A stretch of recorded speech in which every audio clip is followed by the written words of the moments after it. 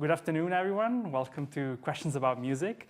What is Questions About Music? Question About Music is the colloquium series, a series of conversation here at the Department of Music at the University of Alberta. And like any of these kind of series of conversation, we have invited guests. I'll introduce my guests in a second. But something that we do differently from other series like this is that we don't invite guests to give a formal paper presentation or a long talk, but we rather have a conversation with them, to know our guests a little bit better. There is both an online audience and an in-person audience, and we very often take on board what people want us to talk about. So if there is someone that you'd like us to invite, so someone you'd like to have here for us to have a conversation with, an artist that you're very passionate about, a new album that you are thinking about all the time, we could have conversation about that, a score, a piece of music. Nothing is really not suitable for this kind of platform. So if you have ideas, graduate students, undergraduate students, people from the broader Edmonton community interested in music, everyone is welcome to chip in and say what they would like us to discuss next. Here now today, my name is Fabio Morabito. I'm a musicologist here at the University of Alberta, and I'm joined by our much beloved Angela Schroeder, who is director of band, is also the director of the program of band conducting. Do a bunch of things to do with conducting and bands in our department. And I'm also joined by Allison Balcetis, who is a saxophonist. And the title of this particular Questions About Music is Your Professor Journey. So it's really an opportunity to know these people a bit better, to know about where they started, how they got here. We do once a year a session like this. Last year we had our two professors of piano. This year we'll start with Angela and Allison. So perhaps we could get us maybe going, Angela, if I ask you, where did your musical journey start? And where are you from? What brought you to be interested in music and to study music? Sure. So I'm an Alberta success story. I grew up in Calgary, Alberta, and I started piano lessons as a young child at age 5. Piano? Piano, yeah. So piano was my first instrument. Apparently I showed talent for it. I saw very little evidence of that for a long, long time. I have two sisters, one older, one younger, and so we all were put in piano lessons, but both of my sisters were allowed to quit, and I was not allowed to quit. By your parents? By my mother, yes. All right. My mom, when she was pregnant with me, she had always wanted to have piano lessons, and her family could never afford a piano. So she was pregnant with me, and my dad bought her a piano when she was pregnant with me, and she started lessons when I was in utero. And she says, that must be why you're a musician, because she was prolific, not at all.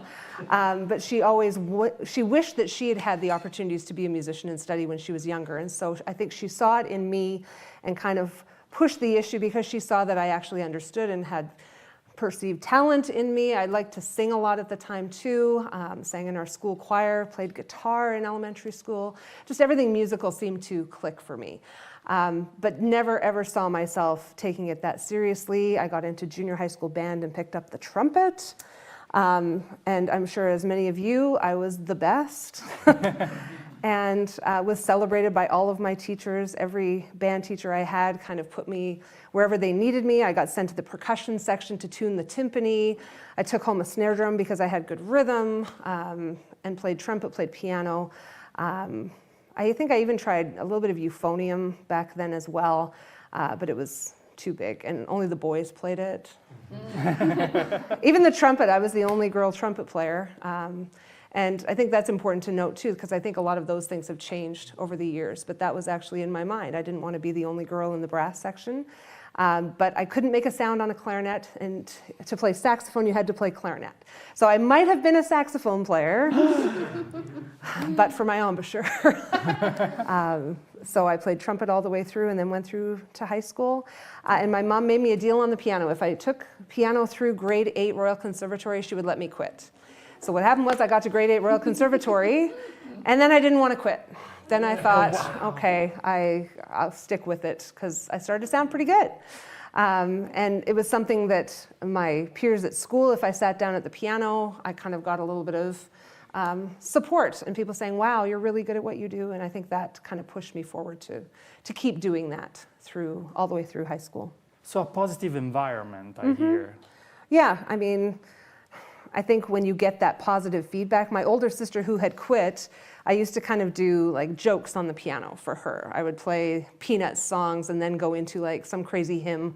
And then we go back to like a Christmas carol or whatever and just kind of trying to make her laugh while I played the piano. And so the approval of my older sister probably played into sticking with it a little bit. And I played pop songs. As soon as you could go and buy sheet music, probably in junior high school, I would buy the latest Madonna song and learn it on the piano, and Whitney Houston and Chicago. And so when I could play popular music too, that made an impact as well. That's what people wanted to hear. They didn't want to hear my Mozart sonata. They wanted to hear, You're the Inspiration. That was like my song. I played it for everybody. So, yeah. Any weddings? Any kind of? Oh, that came later. All right, we'll get later. We'll get to that later. But were you also singing, kind of like when you say like the Madonna, the Whitney Houston, or just the instrumental? Yes, but not. Oh, come on. Good. This is a safe space. I would sing myself to sleep, to little ballads or whatever. I was very much a closet diva, for sure. Join the club. Yeah. Okay then. Right. Maybe we could go to Allison and tell us where you started your musical journey, what got you into it. Sure. Where? I also had a really supportive atmosphere growing up. My family is, everyone in my family is musical, though not professionally. My dad plays accordion and ukulele, but at the time, accordion only. And my mom was like a former saxophonist in high school who played piano. And I have one older sister, 4 years older, who ended up picking saxophone. So, my young childhood was spent going to lots of concerts. My family was like a big jazz family. We would go to lots of jazz concerts. And my dad sang in the church choir. And then eventually it was time to, it was just like, I don't even remember choosing to be in band. It was gonna happen. And so I picked saxophone. And I guess because my older sister played it and my mom had played it. And once I did that, I had in the house a talented, older person playing the same instrument. My family, my dad, my sister, and I, once I could play a couple notes, we would play at the major holidays like Christmas and Thanksgiving in the nursing home where my mom's parents eventually both ended up. So most major holidays were in the nursing home playing at lunchtime for everyone in the nursing home. So in 5th grade, I was giving little public performances. How old were you, if you sorry? I don't know. How old is anyone in 5th grade? Yeah, I don't know. I'm 10. not. 10? Yeah, right. 10, yeah. And so playing, and what it would be was polkas, because my dad was playing accordion. So polkas, some old show tunes, and the easier jazz standards with no improvisation, but just playing the tops and the heads? The tops. And maybe my dad would improvise, but I wasn't ready yet. So that was the home. We went to concerts, we gave little concerts. And then band was where I got some early recognition. I had an in-house mentor, my sister. We would go busking during Oh, wow. during the summers. My hometown, Omaha, Nebraska, hosts the College World Series of baseball, where all the colleges go to do this baseball tournament. And so in the summer, we would busk. And this is when I was in junior high and early high school. My sister was just about to leave the house. And so she I needed to be good enough to play with her. And so she was my first impetus to get good fast beyond my peers, and then in band in high school, I went to a nice high school in that it was like a nice suburban high school, so well funded, which is in the States, it's all based on your neighborhood, which is not fair, but is the case. And so it was happened to be a nice neighborhood, nice high school, lots of honor band opportunities. All the universities in Nebraska had an honor band. So I would go to multiple honor bands a year. And those were just like times to be special. And when you're told you're special, it feels nice. It does, yes. So that was it. It's How much older was your sister when? 4 years older. Oh, right. That's Yeah. quite a bit of time, especially in terms of musical Yeah. journey. Yeah, totally. Yeah. And then is she playing the saxophone? She plays for fun, and she plays flute for fun too. But she's a psychologist now. She teaches psychology. Yeah. Excellent, yeah. And sort of, have you kept this habit of playing at home, like sort of like as a family? Yeah. Still, when I visit, we break out the books. We have our, like the fake book, jazz fake books, or little collections of like Telemann duets. My sister and I will still play. So, yep, it's still a regular thing. Wonderful. Yeah. what a lovely kind of like insight into this kind of like family, holidays, but also kind of like, how often would you make music at home? Like, not holiday time? Several times a year. Wow, okay. Yeah. And I would practice, when I was growing up, I would practice at home. So my sister would like probably needle me to like fix something, if I was like making a mistake. Also, I played piano. My dad taught me piano, even though he was accordionist. And so, he taught me how to like put my fingers on the keys and how to read music and that sort of thing. And I didn't like it either at the beginning, but he really made me stick with it. We didn't do RCM curriculum, but just whatever little early days books for piano. And so I've kept up playing piano a little bit, very poorly. My fingers are atrocious if you were to watch like what my fingers currently do, but I'm so grateful that I can still kind of play piano. Interesting, Yeah. this early, I wouldn't say fixation, but parents that say like do piano, like, Yeah. Why do you think that's the case? Like, was the piano kind of like seen as a respectful place to be? I think a lot of people had pianos in their home, Oh, right. Yeah. and so rather than it just being furniture, it'd be nice if your kids play the instrument. Yeah. I don't know. I feel like that's maybe the most natural thing, that there's more kids taking piano lessons than any other instrument. Yeah. As a even very than tiny violins. person, right? You can sort of approach the instrument. Yeah. Maybe there are some instruments where there is a physical barrier. Your body has to be a certain size before you can pick up the euphonium. What do you think? Is there a bare minimum? Maybe that, but also maybe, I don't know if there is something to do with the fact that, with the piano, maybe a small person can do also something that can come out and sound like you don't have, for example, tuning to worry about. Maybe something to do with that. Yeah. Very interesting. How about a person kind of like early in your journey, not necessarily early, but maybe you have a mentor or someone that you think shaped your journey, maybe not super early, like in this case your sister, but someone later on, a teacher or someone that you want to tell us about that that you still think about when you think about your musical journey? I feel like at every stage I kind of have one person. So elementary school, I was very shy to join. We did a whole production in the 5th grade, the history of rock and roll. And my teacher knew that I had good pitch and I could sing, and she thought that I should be doing a solo, but I didn't want to go to the auditions. An audition was terrifying.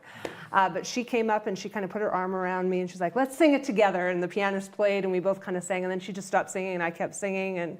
And she was this force of nature, this woman. She came into our very first music class. We'd never really had a good music teacher, but in 5th grade, Mrs. Snookle came in and she started her class and just yelled at us, Candyman! That's how we started. And we all were just like, and she did that like 3 times, and then Salty Dog, and she did that again, until we finally call and response with her. We figured it out, but it took, cool. and she got us singing immediately, and we sang every class, and we played instruments all the time. And it was just exciting. Music class all of a sudden was a something. Before that, it was just lame. They put on like records and we had to square dance or whatever, and it was terrible, but we were then making music, right? Wow. I remember the moment that she was teaching us the lines and spaces. I'd been playing piano for like 4 or 5 years already, everybody, and it never clicked to me what that meant. Somehow I had figured out piano without understanding what I was even reading, and she taught me that. So Mrs. Snookle was the first. In junior high school, I had this really amazing band teacher who was probably unstable, but who latched on to me as her favorite student, and so she let me conduct. She let me play percussion whenever I wanted to. And this one moment, she wanted to give me the Student of the Month award, but my English teacher gave it to me, and she cried, and I was like, it's fine. Like, get over yourself. This is when I started to realize, not all adults are totally stable. It's fine. But she celebrated what I could do in front of everybody and made me, like Allison said, when someone makes you feel special, then you tend to do more.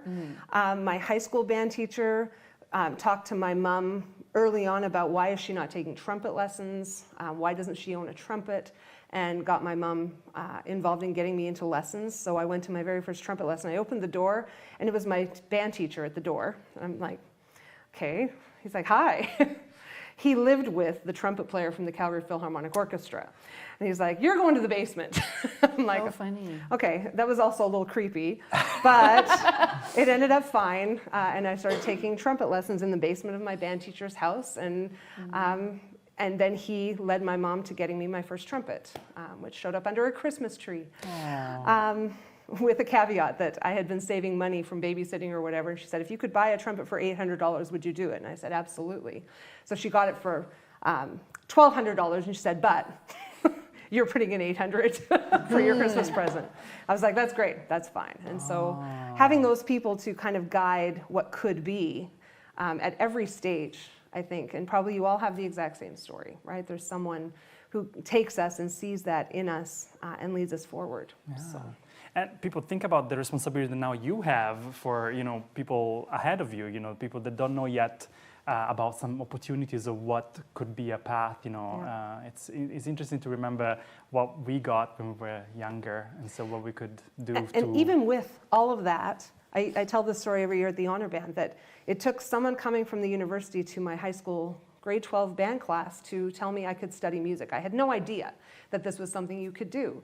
And it was kind of that day that the light bulb clicked, that I'm like, I don't have to be an English major. This is great, because I didn't know what else I would study at university.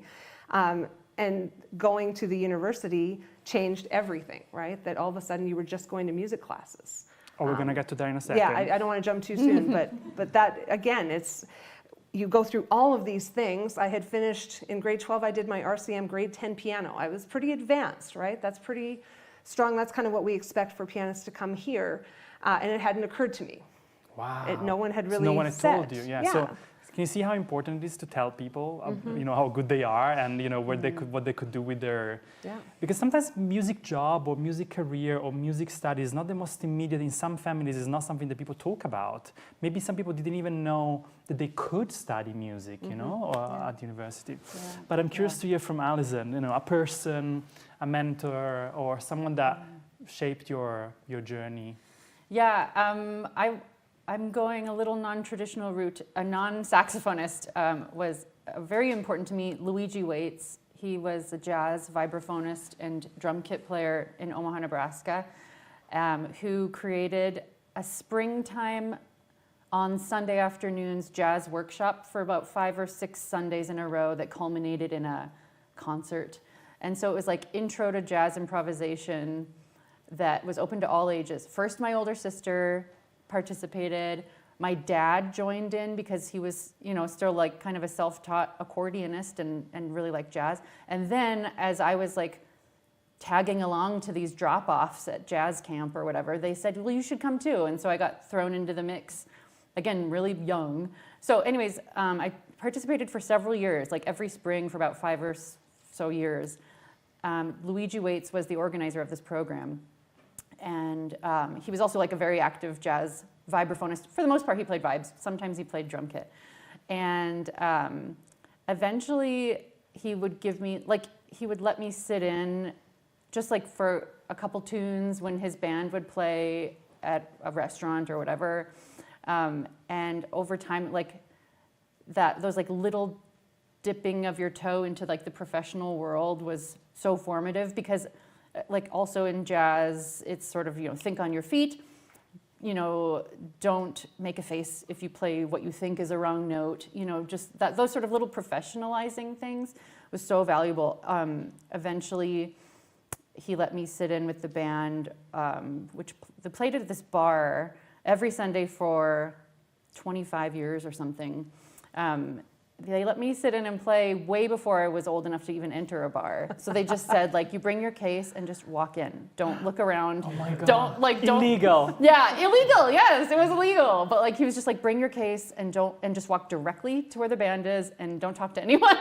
So, and it was fine. And it was like a comfortable place. Everyone knew each other. So he was making it seem more scary than it was, I think. But in the end, I got to play with them regularly. And even when I would go back home to visit and I would just be a spectator, they would still like not let me just watch. They would make me come and play. And so it was like they dragged me in and encouraged me so much. And I, at the time, eventually I was kind of committed to studying not so much jazz. And so I didn't feel like it was my place anymore, but they still kept dragging me in and like, making me feel a part of it. And, times stretched my abilities where maybe I didn't have, in these settings, the band calls the tunes as they go. And if I didn't have those in my fake book, I'd have to like transpose on site, so, off of the concert book. And like, I'd tell them like, I don't have that one. And they'd say, just play, whatever. And they would kind of push me into these like, experiences that were just on the verge of uncomfortable and just so never made me feel like a poser, like a jazz poser, which is sort of how I felt a little bit because I wasn't seriously pursuing jazz and like gave me those opportunities to just play and think on your feet. And this must have done marvels to your stage presence and it to really your, helped. in a variety. I can imagine that really kind of like being the building blocks of the performance that you are today. Yeah. Starting with like my family band playing in the nursing home, and then playing in a different kind of public setting in a slightly uncomfortable situation. Yeah, it was formative. Yeah. Wow. Yeah. Performance is always a little bit uncomfortable. Otherwise, you're not doing it right. Yeah. No, but I mean. How wonderful this aspect of the community, being there, like, being dragged into playing. Like, unfortunately, I'm a viola player, by training. So no one dragged me to do any, aside from the fact that everyone needed a viola player. And so there was, but there wasn't this kind of like community thing, like come and play with us at the bar, I love that kind of like more access, kind of like, it seems to me that from the way you're recounting it, very accessible. Beautiful, yeah. Community for you, like you said quite a bit of things about the band and sort of like, but and these people that really kind of like told you that you were good enough at the right time, and then also had some conversation with your parents. But in terms of the community, what do you want to tell us something about? I mean, I sang in the church choir as a kid. I played handbells for better part of 12 years in my church. Went from the kids group to the teenagers group to the adult group. I call myself a handbell virtuoso. Ooh. I could do 3 in each hand. Oh my goodness. Wow. I was that good, and then I lost it all. Okay, anyway. And I think that led to my interest in percussion as well, playing as much percussion. But there wasn't as much community music making. There was so much school. I did so much piano. And when you're a piano player, I mean, I was practicing hours every day, truly. I'd come home from school and didn't always love it, but 2 to 3 hours through high school, as well as trying to finish. And sometimes I practiced trumpet. I really didn't practice trumpet hardly at all. I didn't have to, right? Being a pianist, I got away with not practicing trumpet, which was fine until it wasn't. And then, I joined, there was a group at Mount Royal College at the time in Calgary that was kind of like a community band, essentially, that was started by the University of Calgary's director. And I just kind of fell into it. My boyfriend was going, so I was going to. And it turned out, because he had that affiliation with the University of Calgary, he called me, was it the next summer, to encourage me to join the symphonic band at the University of Alberta, not knowing I was going to be a music major. I didn't know at the time that I'd gotten in even either. So, but just making that connection ahead of time. And then, to go further down the road, after university, I have played with and conducted community bands almost everywhere I've gone, in Texas, in Chicago, here, in Calgary. That's always been a part of something I do. Brass ensemble, I conducted the Chinese orchestra in Calgary. They needed a conductor. That was my first professional conducting gig, was with instruments I didn't know what they were called. I didn't know how they were played. A couple of Western instruments joined us to play, but they didn't read music, they read numbers, right? So do, do, do, do is 1, 1, 1, 1. So I'm reading a score that has multiple lines of just numbers. And so that was really something to try to figure out. But it led me into a community I never could have imagined that I would have been a part of. And then leading me, this past year I took a trip to China, and I'm like, here are all the Chinese ensembles. I know all of these. I've seen these before. Now I see the influence of that. But at the time, I had no idea what a great experience I was getting. I just was like, great, I can conduct.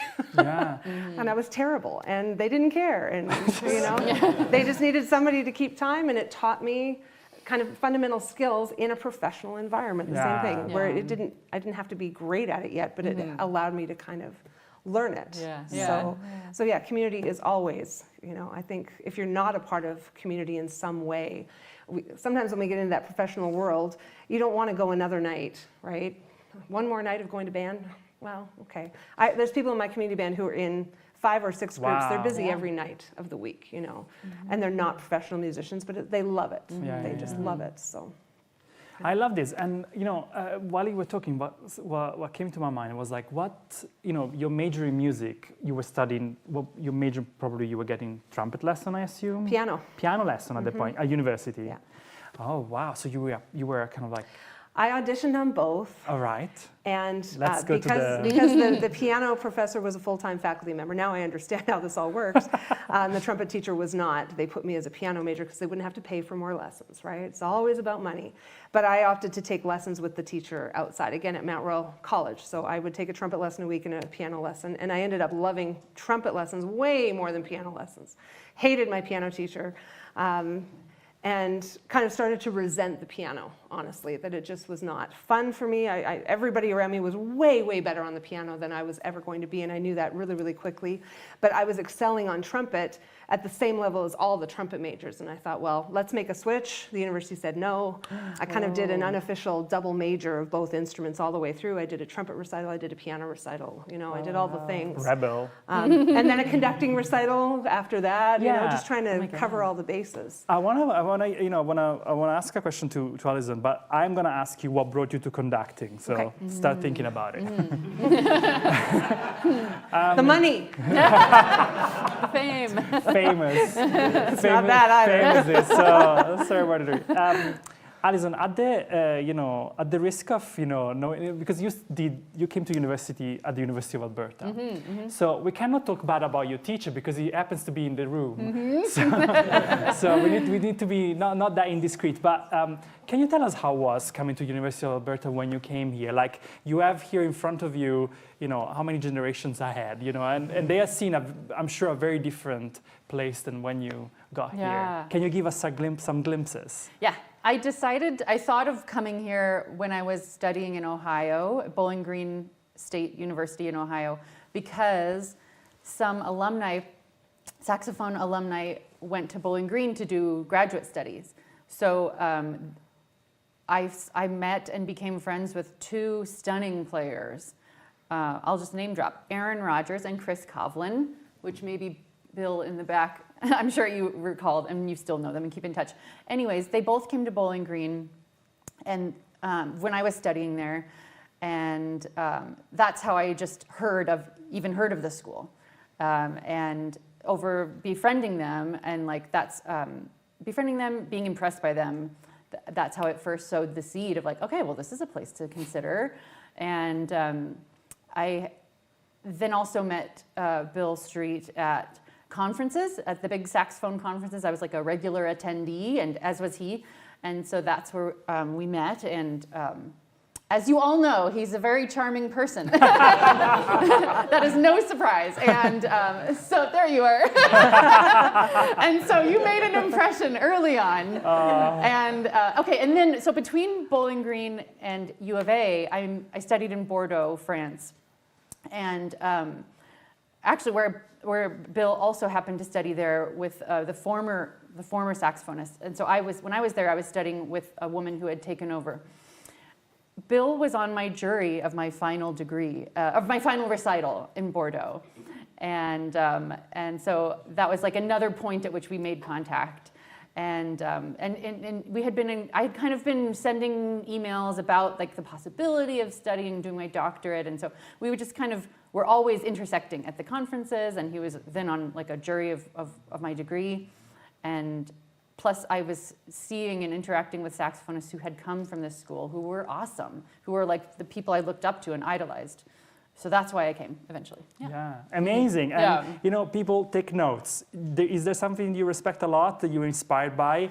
Network. You know, where did you study? You know, how did you become so incredible? I wanna be you. Kind of like I'm joking, but also not joking. Like you need to be out there, and you know, alumni are a great place to start. You know, and people that have not been much for a long time out of your degree, out of that degree, know a lot about what happens right after your degree. Be in touch. You know, be in touch with the people that are a couple of years ahead of you in the program.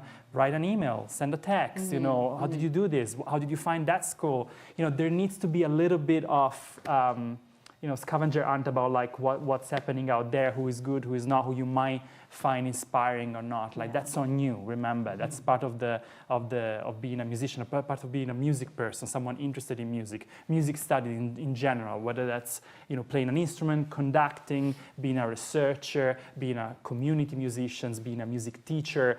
This is really kind of like covers everything, so very important. Now back to what brought you to conducting. My first conducting class. I just really enjoyed it. I idolized the conductor who was teaching the class. He conducted the wind ensemble. I didn't make it in the wind ensemble because I wasn't a trumpet major. And so I was kind of trying to network, trying to get to know. I had to take the class because I was an education major, but I was really interested to know Dr. Price. That was my impetus to spend time and weasel my way into that wind ensemble.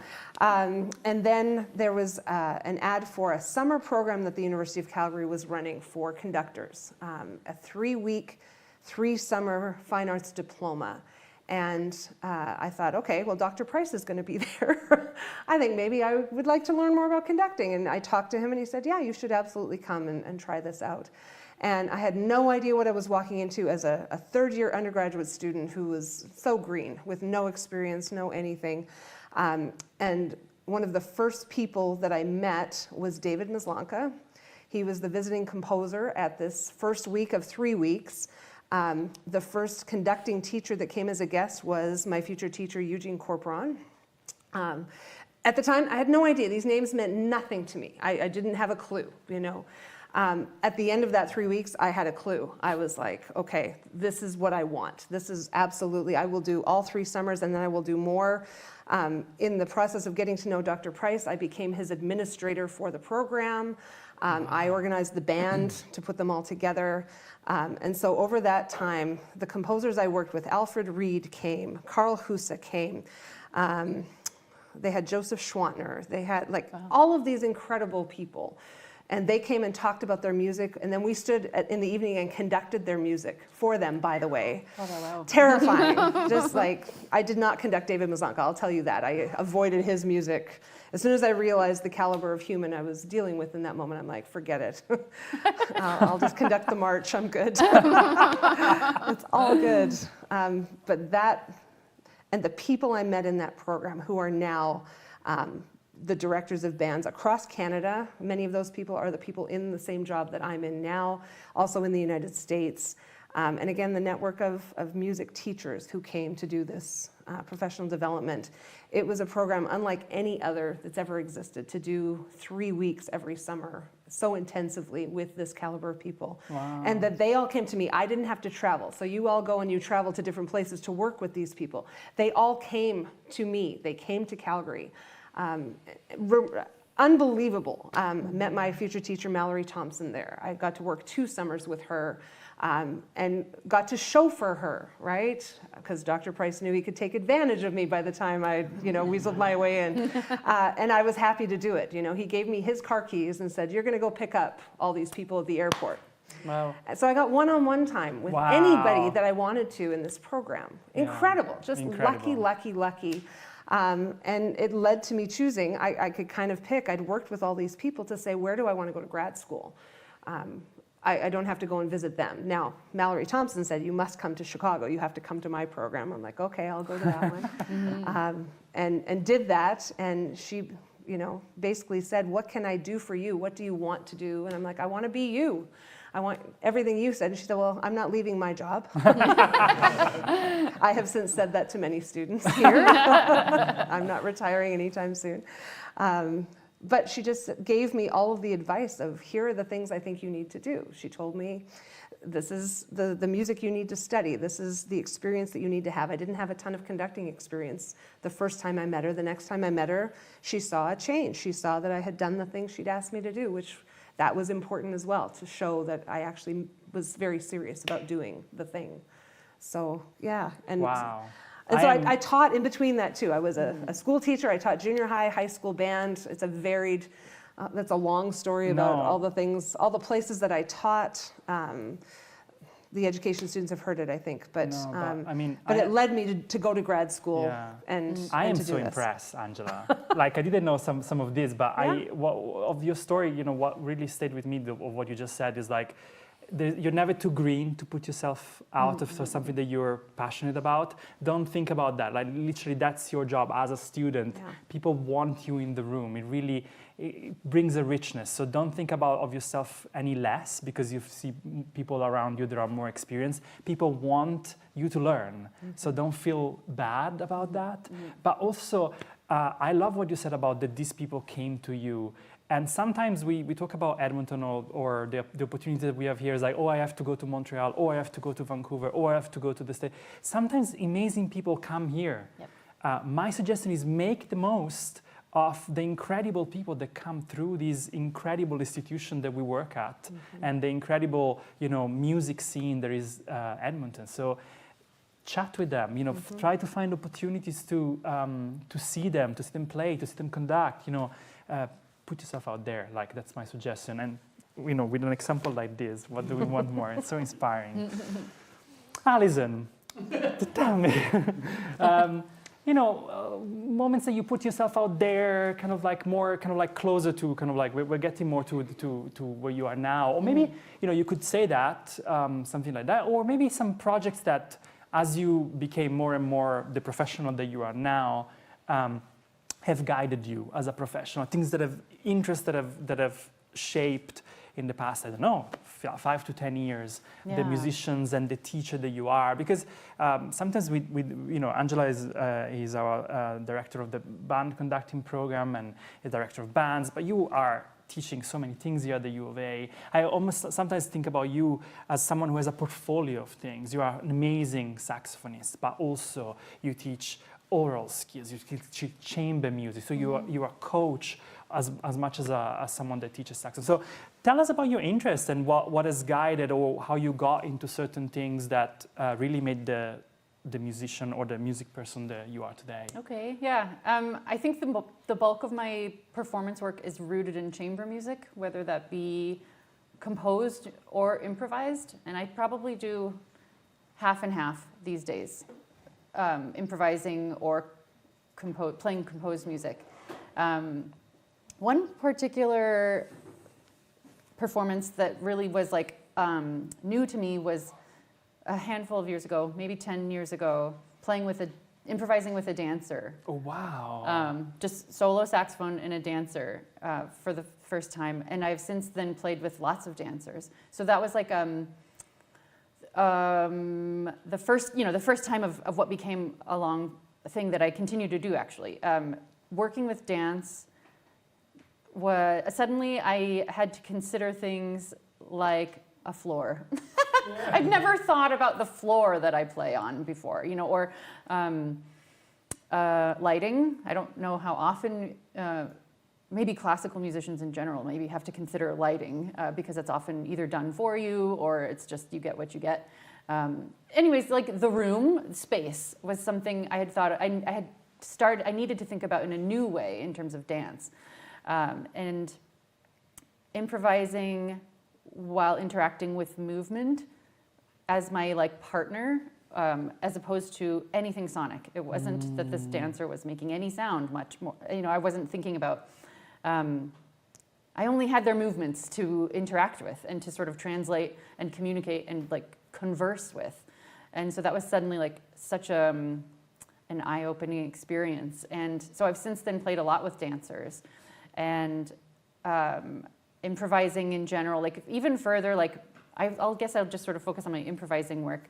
So I have played a lot with dancers. I've played a lot with other artists, text-based artists, poets, people who might deliver their poetry orally out loud, visual artists who might be live painting or live drawing.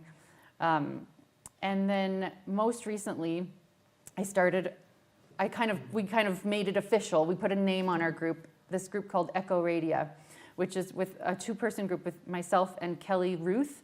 Kelly is a textile artist who uses a loom, a weaving loom, but also plays it like an instrument. She puts contact microphones on this big loom and a spinning wheel and has, 10 guitar pedal effects that she uses.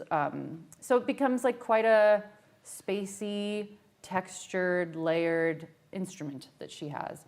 And so she's my improvising partner. We improvise a lot, and I get to think about my improvising. My instrument becomes, I get the luxury, I think, of bringing the melody to the table, and she brings a lot of texture and some rhythm, but mostly it's quite textural. Anyway, so I found working with dance and working with this sort of the most bizarre instrument I ever thought I would play with. Yeah. Those have been my kind of more eye-opening moments of my improvising work. How wonderful. Also, Yeah. Can you see people, I mean, I am hearing this and I think like there is not one way of being a saxophonist. There's not one way of being a chamber musician. It's really up to you at some point to decide what you want for yourself as an artist or as a music scholar or as a music person to be like. And once you've gone through some education, and education can do up to a point, can direct you towards certain things, but then it's really up to you what you put in your portfolio of various things that you do. Yeah. Angela, an interest or a trajectory or something that you have done recently or that you want to do more in the future, similar to what I just asked to Allison? A value, something that you want to bring to the table. So this last year on sabbatical, many of you know I spent a lot of time painting. I always thought I wanted to be a painter. No talent, no anything, right? Just, but I imagine myself in retirement, painting scenes. That's kind of just, and I've spoken with my husband about it, and he's like, oh, well, when we move and when we go and live here, you'll have all of this time. But I had some time last year, and I took online lessons. And what I hope to get out of that, not just the painting and kind of the joy of that piece, but trying to relate that to all artistic mediums, right? That what painters do, what dancers do, what actors do, all of these different ways. How can we relate that to what I do specifically as a conductor? And so it's kind of this presentation that's building in my mind. Maybe it's a shirk, I don't know. Something along that line where I would like to go deeper into some of this. So the other piece I didn't tell very many people, I took a ballet class last year as well. Because I thought I've got to try a little bit of each artistic medium that, I really never did. I was not a dancer growing up. It just wasn't a part of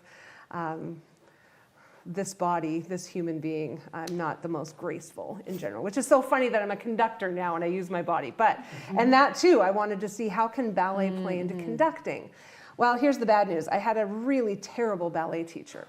I took a class that was called beginner/intermediate ballet. It was very much intermediate with a whole bunch of women who'd been young ballet dancers when they were kids, who all knew all of the positions, all the things. And they just started right in with like the full bar routine. And I'm just like out of my element, having no idea.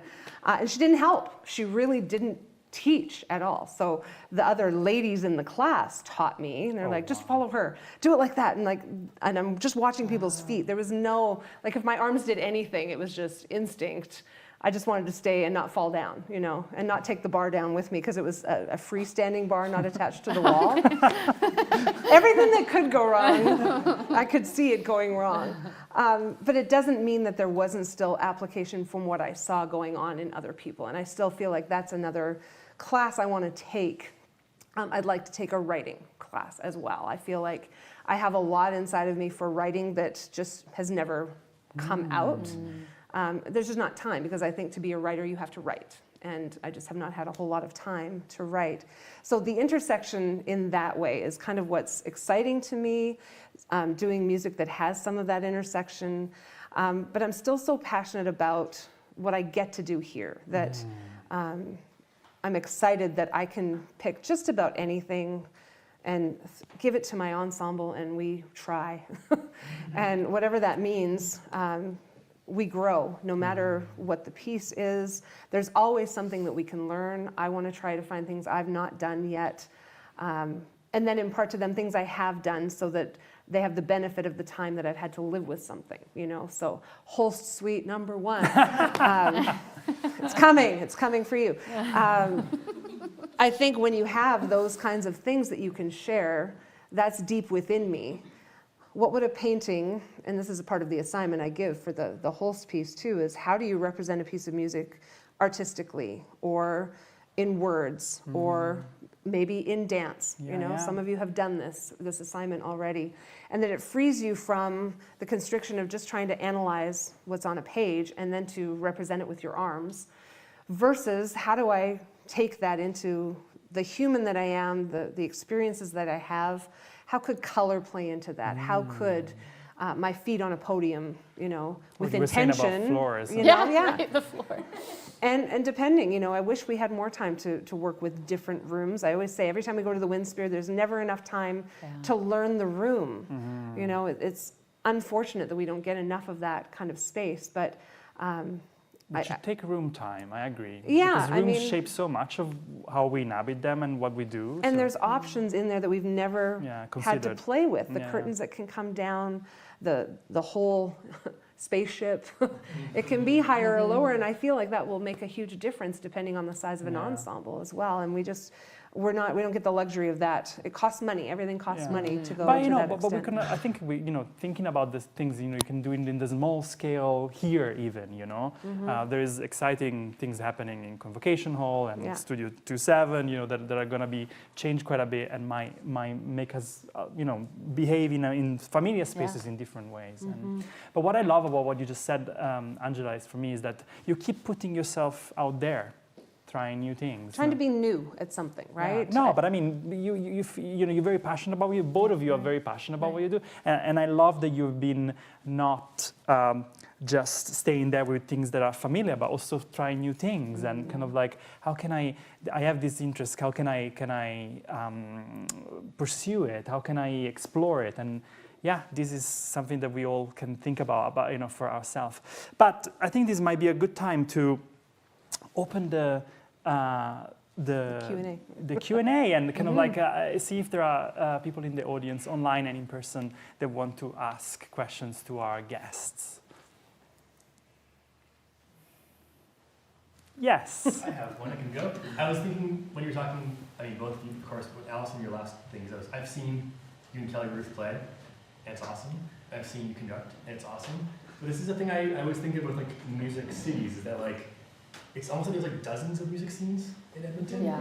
and they're kind of the same. It's the same place, but they're all different. So I guess I wonder if you both can comment on Edmonton, what it's like being a musician here, the kind of the best parts, the things where it could grow or change, or either. Okay, I'll go first. Yeah, I've lived here now like as long as I've lived in Omaha, Nebraska, which feels weird to say. But so I've spent about 17 or 18 years here. Edmonton's music scene, from my point of view, I love it. I had no idea. I came here truly just to study with Bill Street. And the rest was gravy. The rest was extra. Like, wow, I had no idea. Like, so what I've really loved getting to know and be a part of is all the composers that live in Edmonton. I haven't yet really talked about my work with living composers, which is like the other half of my life.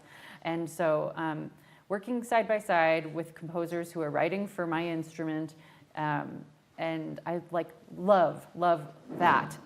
Being the person who gets to give life to what they put on the page. That's the best for me. Incredible. And there's so many composers in Edmonton, which I didn't even know. So like, it's just such a wonderful surprise. And Kelly can attest too. Kelly Ruth, who moved here semi-recently from Winnipeg, says that, exactly, yep.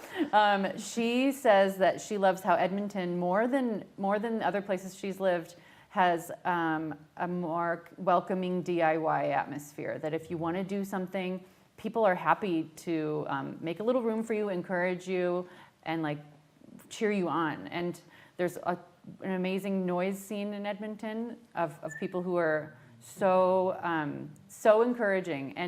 And some of those noise musicians came from like the McEwen Jazz program. Some of them came from our program. Some of them are completely self-taught musicians, and they're all mixing it up together, and I love it.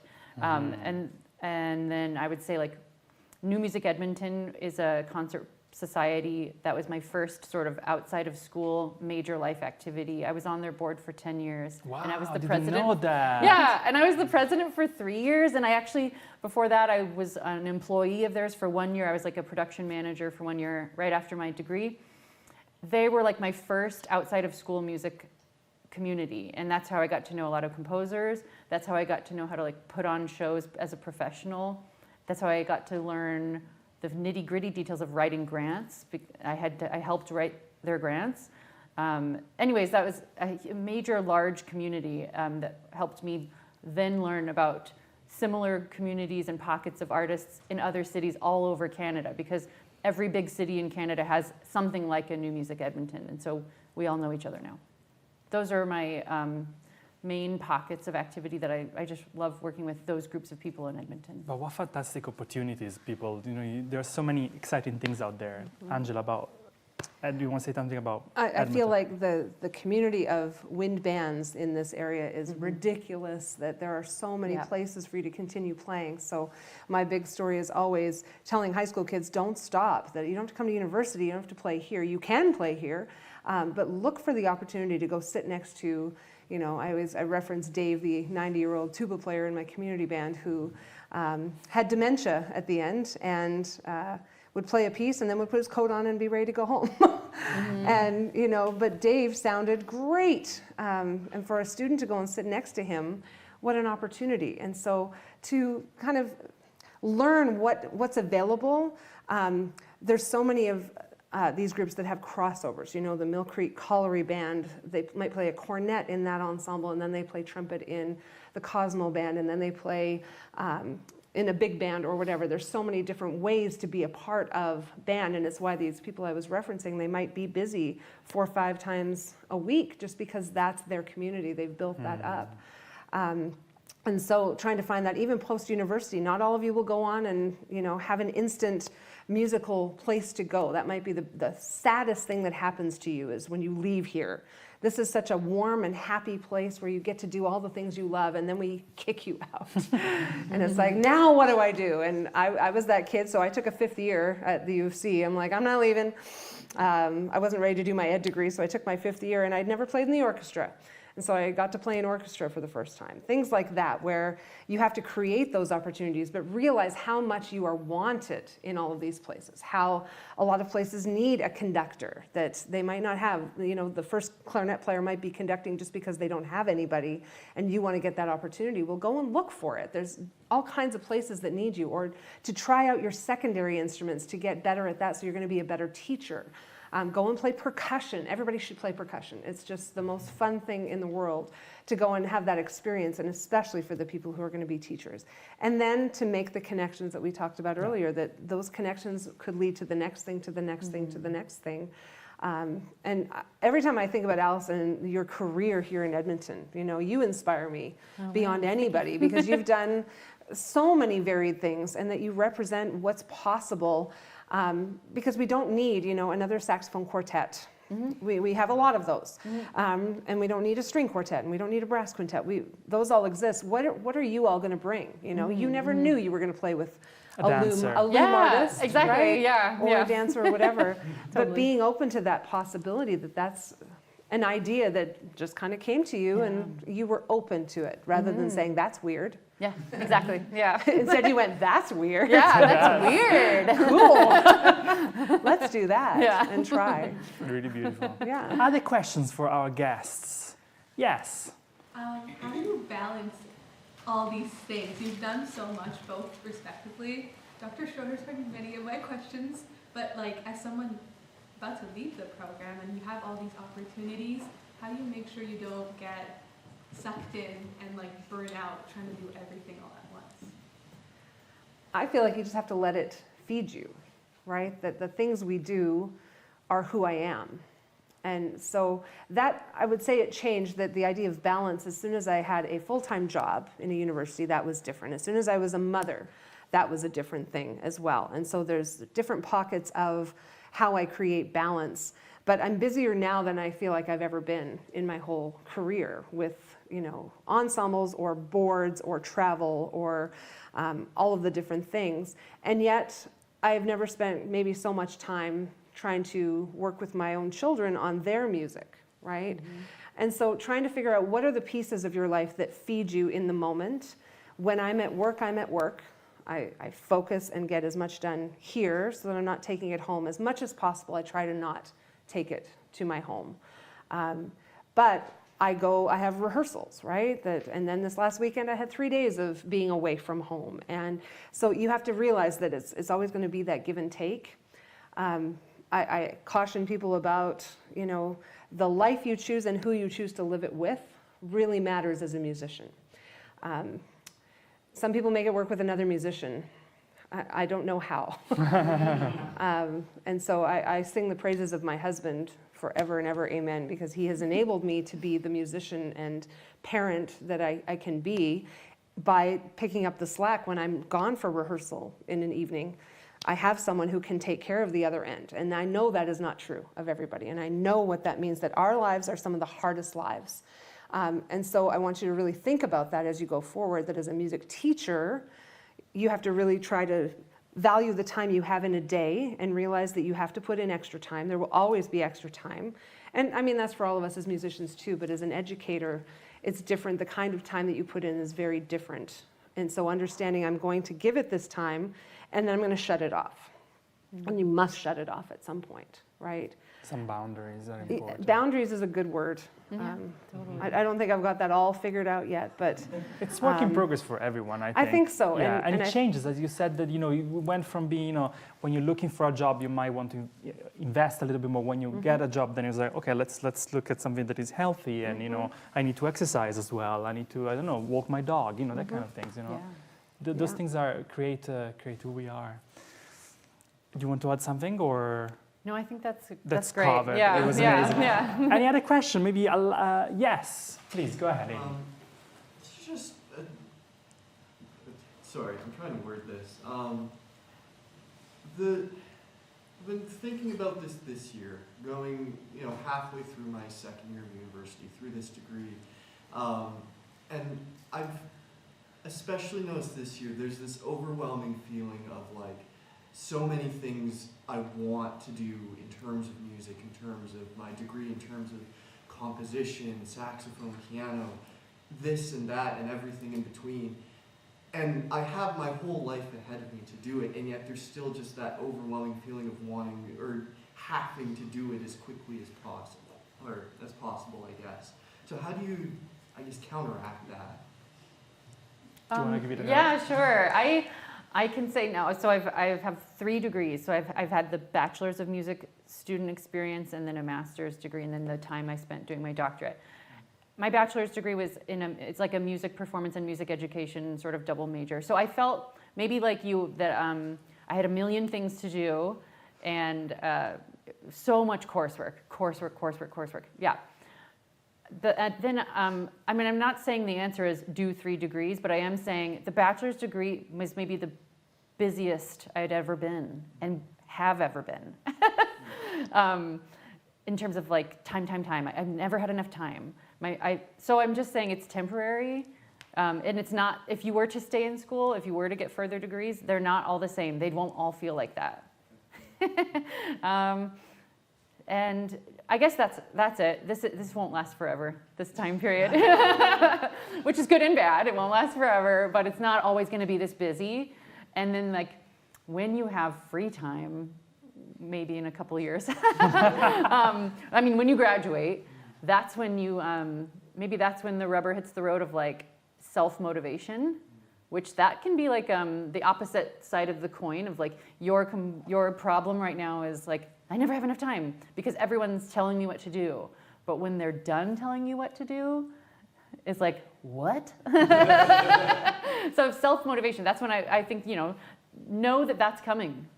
And maybe you can practice self-motivation with little things right now. Like I know you're doing currently, you have some things on the go, self-motivated projects. So think of that in your near future and practice it or plan for the fact that not everyone's going to tell you what to do pretty soon. Well, and that maybe with time it becomes more streamlined that, I had piano and trumpet and conducting and then teaching and all the things. And at some point, something had to give. You can't do all of those things. I had a huge teaching studio when I was an undergrad. And that put me through school, which was great, but it took up hours of my life during the school year. Now, I got my summers off more or less because I worked all year to get that done. And I tell people that's the smartest money you'll ever make because you can charge money, right?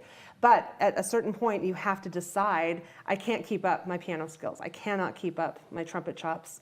And I need to focus on score study, that this is just what I have to spend my time doing. It becomes more clear where you're going to direct that energy into what's most important. Mm-hmm. All the things you do will play into that, certainly. Yeah.